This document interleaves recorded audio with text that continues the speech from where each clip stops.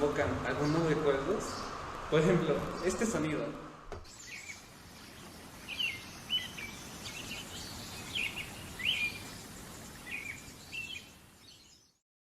¿O este sonido?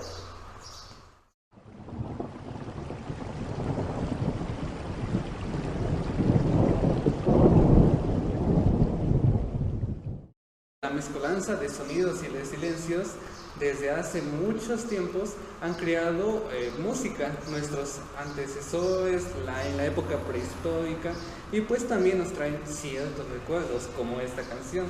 No sé, ¿qué se imaginan con esta?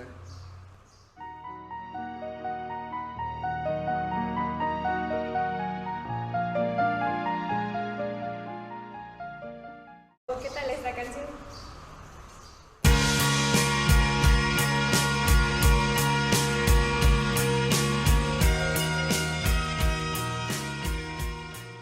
Esperemos que al final de esta exposición el siguiente sonido se les haga muy familiar y que después, que cada vez lo escuchen o que ciertas veces, que por ejemplo de vacaciones, tengan la oportunidad de escucharlo, se van a acordar mucho y esperamos no lo olviden.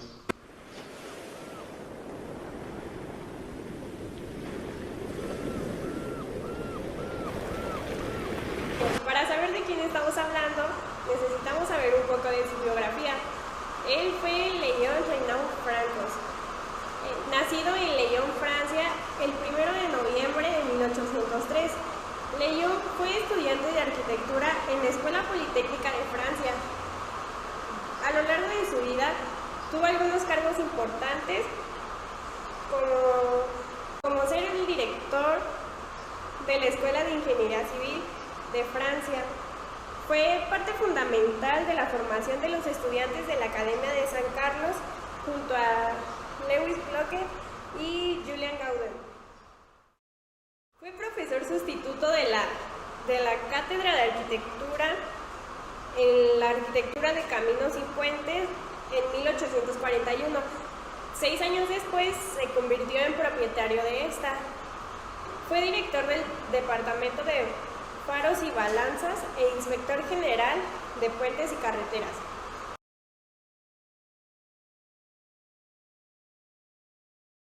Bueno, seguramente ya se están imaginando cuál es la relación del sonido pasado con un poco este personaje.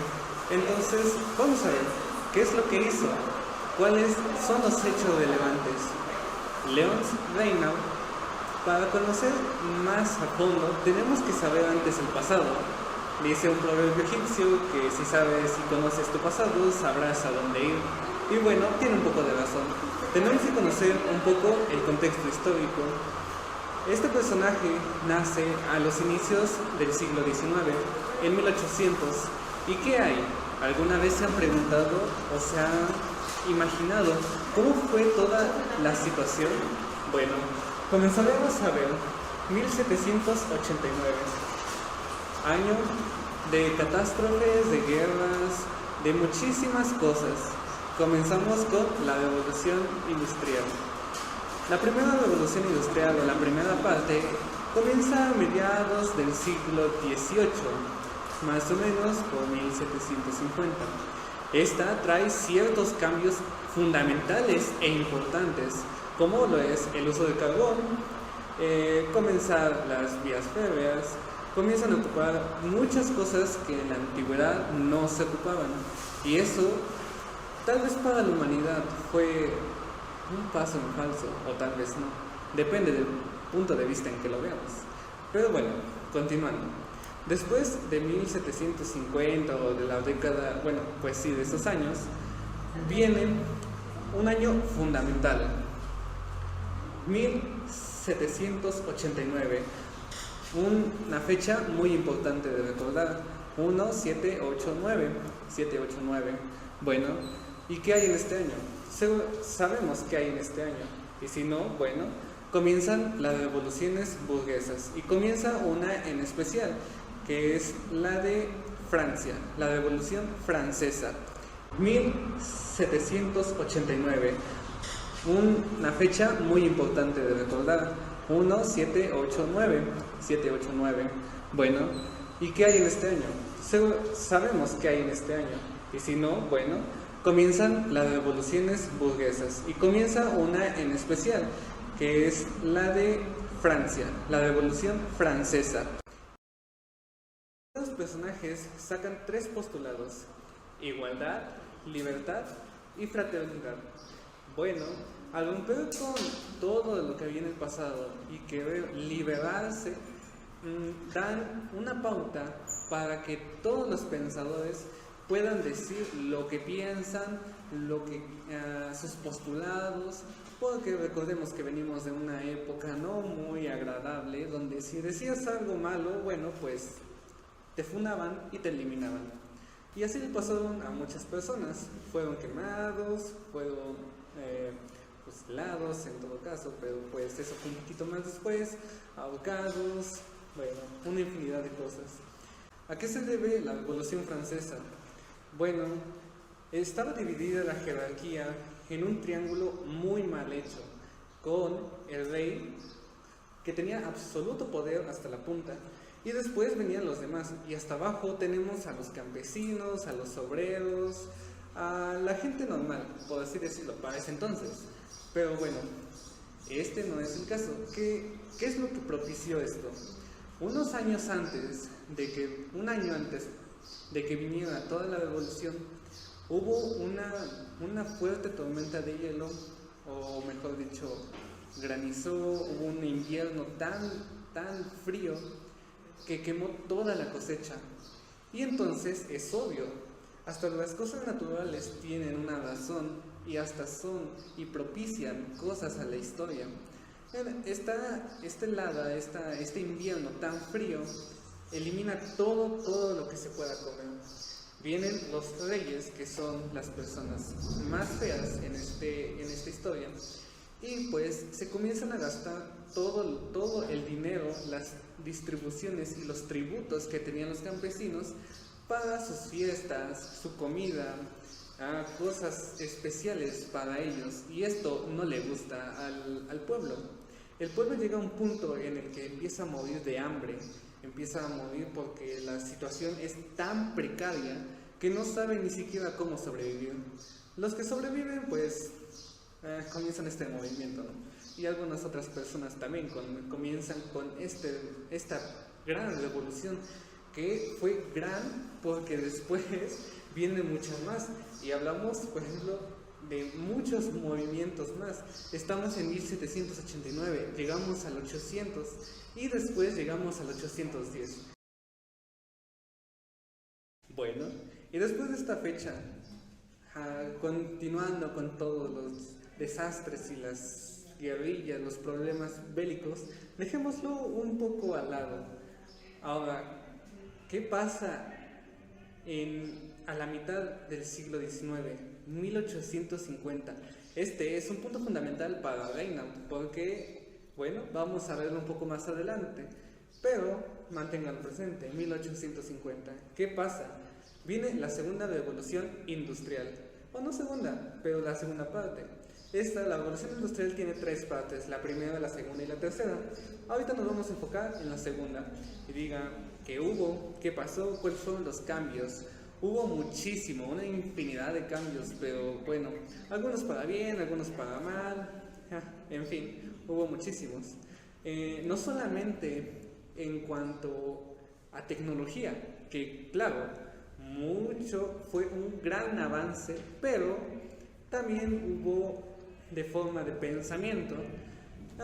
Estas personas, algunas rompieron un poco con los cánones que se manejaban antes. Y bueno, aquí también entra nuestro querido Reinhardt con uno de estos personajes, pero vamos a hablar un poquito más de ello adelante. ¿Qué es lo que comienza?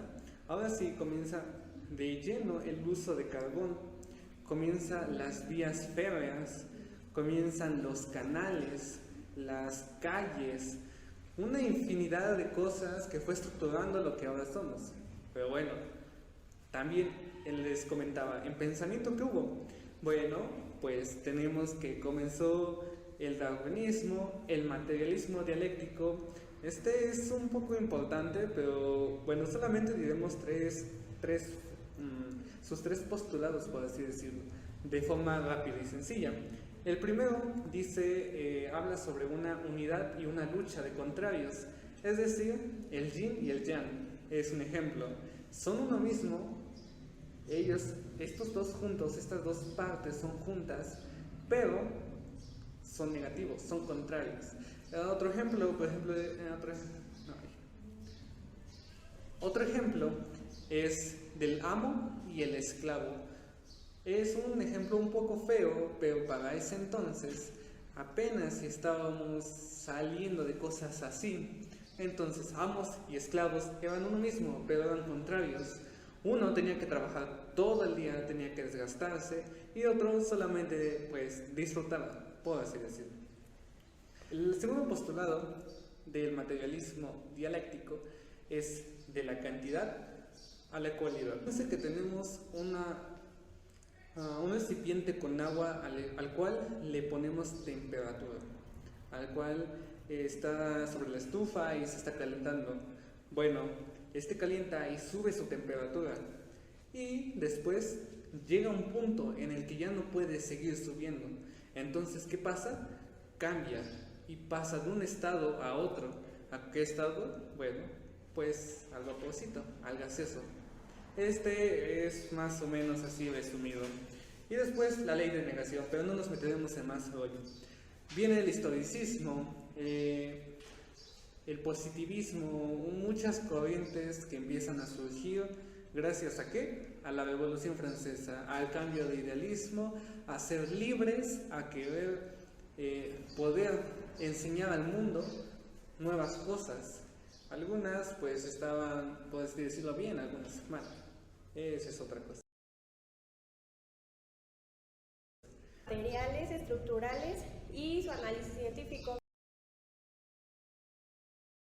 Los elementos arquitectónicos, lo que son las bóvedas, las columnas y todo lo demás que tenga que ver con elementos arquitectónicos.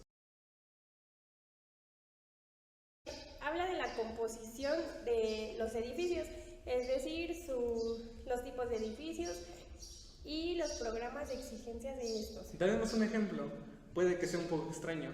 Son dos partes, una que hace de un lado y otra que hace del otro. Supongamos que vamos a tener una boda. Imaginemos que usted como espectador, seas chico, chica, hombre, mujer, bueno, en general, estás con una persona del sexo contrario y te vas a casar. Entonces, no vas a decir, pues con esta persona y ya. Con el simple hecho de que sea del sexo contrario, ya estuvo. Porque se puede tener relaciones, X cosa, ya estuvo. No, siempre tiene que haber un pequeño camino que te lleva a eso. Por ejemplo, hay relaciones que pues se forjan primero por el sentimiento y ya después pues llegan a la boda, si es que llegan. Igual, iban a terminar, pero esa es otra cosa. Algunos de los trabajos realizados por Reinao fue el Tratado de Arquitectura. Y de ahí, de construcciones, tenemos el faro de Hawes de Brihal, construido en el año de 1840. Después tenemos el faro de Cap Ferret, construido en 1847. Asimismo tenemos la Gare de Paris Nord, que es una estación de trenes muy importante, y aquí es donde entra lo que habíamos dicho, que la segunda revolución industrial fue muy importante, puesto que se ocupan los metales, y en esta comienza mucho más el uso de nuevas técnicas de construcción. Y como pueden ver, está construida de acero. De hecho, una vez se desmontó esta estación y se cambió de lugar. Pero bueno, aquí es donde entra lo que dijimos, que con el paso del tiempo nuevas cosas pasan, nuevas cosas suceden, nuevos materiales tenemos. Después tenemos el faro de las ballenas, construido en 1854. Asimismo, el faro de Roches Drougas, construido en 1868. Y por último tenemos el faro de Ahmed, construido en 1865. Y para terminar, ¿cómo eran estos faros? Los están viendo en las imágenes, pero Estos tienen una peculiaridad que son ovalados. Y bueno, ¿dónde entra toda la teoría del Reynaud? Si nosotros vemos uno de los faros, digamos, nadie quisiera tener uno por la belleza que tiene en el patio de su casa, más es por la funcionalidad que tenían estos, y de hecho la forma tiene una misma funcionalidad. La forma ovalada servía para romper mejor las olas, las rompía y hacía que no se cayeran, ninguno, y pues hasta la fecha siguen existiendo. La funcionalidad, como él lo marcaba, era la funcionalidad, como Reynaud decía, para él era el punto principal a construir en sus obras, aunque decía que las obras, un arquitecto necesita tener una gran creatividad, también el punto fundamental siempre fue la funcionalidad. La belleza se debía adaptar a la funcionalidad y por ende la forma también se debía adaptar. Por ello, a nadie le gustaría tener un faro en una casa, además de que a nosotros no nos serviría. Y bueno, ahora tal vez pueden relacionar el sonido del comienzo con estas obras. Nunca se les olvidará, e incluso cuando vayan al mar, el espíritu de Reynaud va a seguirlos hasta su muerte seguramente. Esperemos que siempre lo recuerden, que para él solamente la funcionalidad y lo demás se iba añadiendo. Muchas gracias.